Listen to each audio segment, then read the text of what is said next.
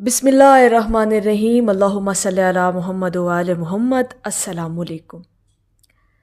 दरूद शरीफ पढ़ने वाले लोगों के साथ न जी दो मामले होते हैं, ज़रा गौर फरमाइएगा। ऐसी रूहानी बातें आपसे करनी है और ऐसा राज आपको बताना है जो लोग दरूद शरीफ की कसरत करने वाले हैं। अहले दरूद कहलाते ही वही हैं जो कसरत करते हैं। और कसरत पता है कितनी तादाद में शुमार होती है? जब आप रोज़ाना की बुनियाद पर कम अज़ कम 313 मरतबा दरूद पाक पढ़ लेते हैं ना, तो आप एक तो अहले दरूद कहलाते हैं, दूसरा आपका वो दरूद पाक जो पढ़ा हुआ होता है वो कसरत में शुमार हो जाता है। अब जो 313 मरतबा से भी ज़्यादा पढ़ते हैं, 500 मरतबा, 1000 मरतबा और हज़ारों की तादाद में, फिर उनका मुकाम भी अलग है और उनका अंदाज़ा भी हम नहीं लगा सकते, हमारी अक्लों में नहीं आ सकता। ऐसे लोगों का मुकाम जो हज़ारों की तादाद में रोज़ाना हजूर की बारगाह में नजराने पेश कर रहे हैं। जनाब, जो इतनी तादाद में रोज़ अपनी हाज़री लगवा रहे हैं मोहब्बत के साथ और अपनी मोहब्बत का इजहार हजूर की बारगाह में कर रहे हैं, उनका मुकाम भला हमारी अकल में आ सकता है? हम सोच भी नहीं सकते ऐसे बंदे का मुकाम। ये अल्लाह बेहतर जानता है, उसका महबूब बेहतर जानता है और अल्लाह का बंदा बेहतर जानता है कि उसको ये इतनी बड़ी जो तौफीक मिली है ये किस बिना पे मिली है। कौन सी अदा अल्लाह रब्बुल इज़्ज़त को अपने उस बंदे की पसंद आई कि उसकी ज़ुबान पर दरूद पाक को इस तादाद में जारी कर दिया। ये तो भाई वो बंदा खुद ही जानता है या उसका रब बेहतर जानता है कि उसकी ऐसी कौन सी जो है वो राज़ो न्याज है उसका अपने रब के साथ कि अल्लाह ने अपने महबूब का ज़िक्र उसे इतनी तादाद में करने की तौफीक अता फरमाई है।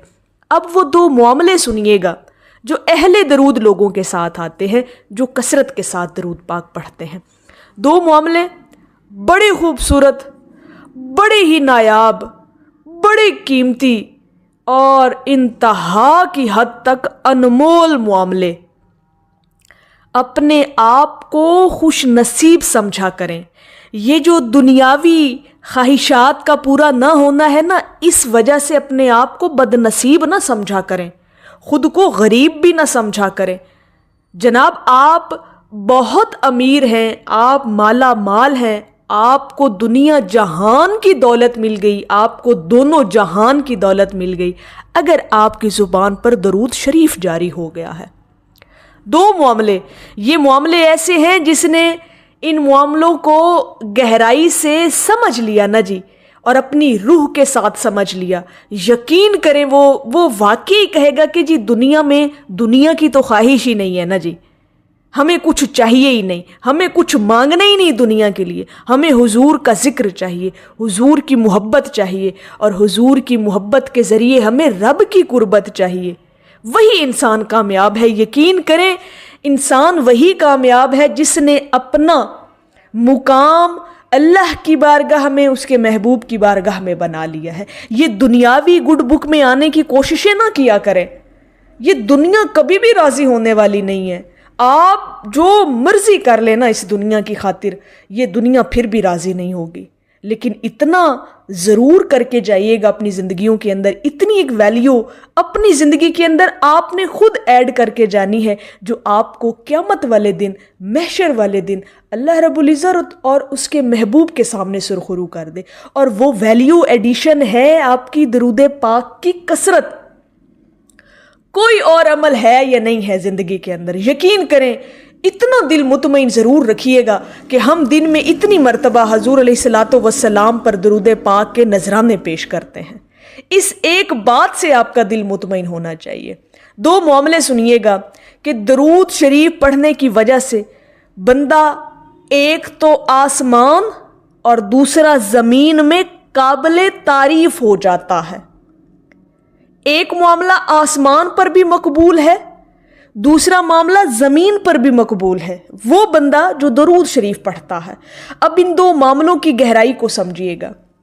जो शख्स नबी करीम सल्लल्लाहु अलैहि वसल्लम पर दरूद सलाम के नजराने पेश करता है تو فرشتے اس کے لیے رحمت کی دعا کرتے ہیں، فرشتے اس کا نام جانتے ہیں، فرشتے اس کو پہچانتے ہیں، فرشتے اس شخص کے ساتھ رہتے ہیں، فرشتے اس کا نام حضور علیہ الصلاۃ والسلام کی بارگاہ اقدس میں پہنچاتے ہیں، فرشتے اس شخص کا نام آسمانوں پر لیتے ہیں، فرشتے اس کا نام اللہ رب العزت کی بارگاہ میں پکار کر کہتے ہیں کہ یا اللہ پاک تیرے فلاں بندے نے، فلاں بن فلاں نے تیرے نبی پر درود بھیجا ہے۔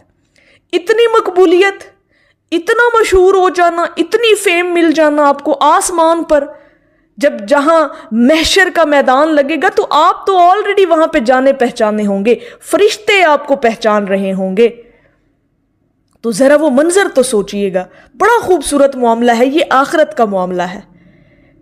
درود شریف پڑھنے والے کے ساتھ یہ معاملہ آتا ہے، اور آخرت میں آئے گا کہ وہ آسمانوں میں اتنا مقبول ہو چکا ہوگا کہ اسے پریشانی نہیں ہوگی، وہ دوسرے لوگوں کی طرح گھبراہٹ کا شکار نہیں ہوگا۔ اسے پتہ ہے کہ جی اتنے جو فرشتے ہیں وہ مجھے جانتے ہیں، پہچانتے ہیں، میرا نام لیتے ہیں، حضور کی بارگاہ میں پہنچاتے ہیں، اللہ رب العزت کی بارگاہ میں پہنچاتے رہے ہیں، میرا نام گونج رہا ہے آسمانوں پر۔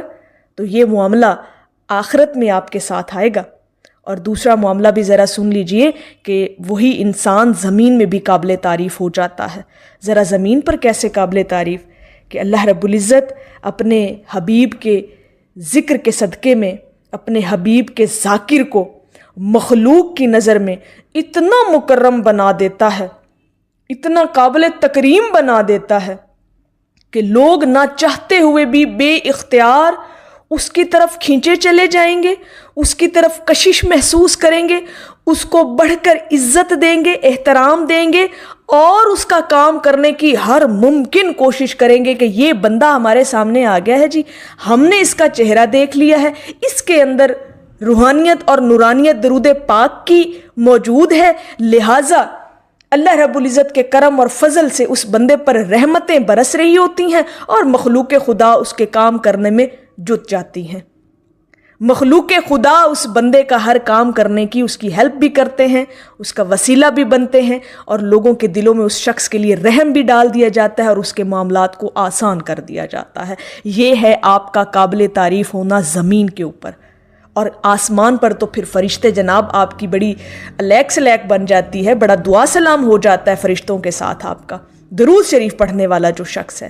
تو یہ دو معاملے آپ کے ساتھ پیش آتے ہیں، اور اسی تصور کے ساتھ آپ لوگوں نے درود شریف کو اپنی زندگی کا لازم حصہ بنا لینا ہے۔ انشاءاللہ تعالی اللہ پاک وہ آپ کو وہ کچھ نوازے گا جس کے بارے میں آپ نے کبھی وہم و گمان ہی نہیں کیا۔ تو میری اللہ رب العزت کی بارگاہ میں دعا ہے کہ اللہ پاک آپ کو اور مجھے ہر وقت اور ہر سانس کے ساتھ اپنے نبی علیہ الصلاۃ والسلام پر درود پاک پڑھنے کی توفیق عطا فرمائے، آمین یا رب العالمین۔ اور آخر میں ہے کہ نصیب جن کو آپ کے روح کی دید ہوتی ہے وہ خوش نصیب ہیں، خوب ان کی عید ہوتی ہے۔